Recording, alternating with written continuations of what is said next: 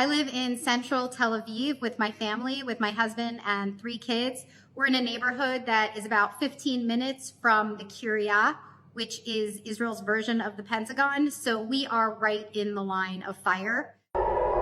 We have had to go downstairs multiple times every single night to our building's underground bomb shelter. We're about 6 flights up. So me, my kids, my husband, we all run down as the Iranian ballistic missiles are headed really right towards us. I'm going to show you the way down to the shelter so you can get a sense of what it's like for some of us in Tel Aviv.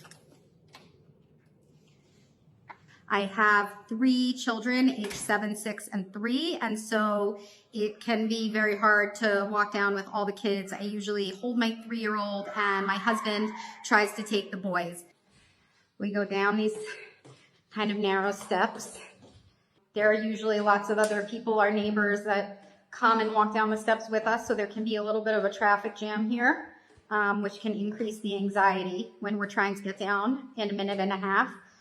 Here we are now entering the stairs to go all the way down to the bomb shelter. The bomb shelter is pretty dirty. Cockroaches all over the place. So we don't sleep down here all the time, but because we will stay down for an hour at a time, we have our sleeping bags and some of my kids' blankets from upstairs so they would feel kind of familiar. We brought bean bags and we brought some toys. And the idea is to try to make kids feel just as comfortable as possible. One of the things that we've learned is to make sure we have lots of videos available. We don't want them kind of just like waiting and hearing the sounds of these loud booms, which can be really traumatic for them.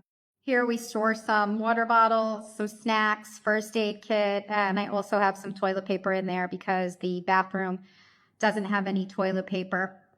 We've got a hole in the ground to use as a toilet. So these are quite basic.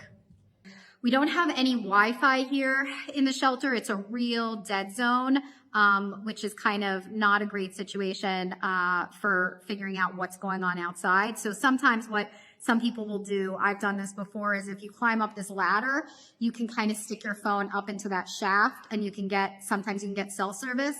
But the better thing that we've been doing is my husband and I bought this like old-fashioned transistor radio. We put the antenna like up here, and either my husband or one of my neighbors, they'll try to tune it so we can catch what the radio is telling us. And the radio will usually give us updates on like whether some of the missiles have actually fallen. We can kind of tell what's fallen based on how loud the sound is. So we've kind of become good at telling when a boom is the Iron Dome blowing up a missile in the sky, and when a boom is a fall. And when it's a fall, it's just a much deeper crash, obviously. And sort of gets into your bones. You can really feel it, and that's obviously much scarier for the kids.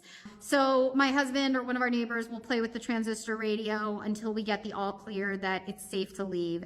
And then we take the trip back upstairs.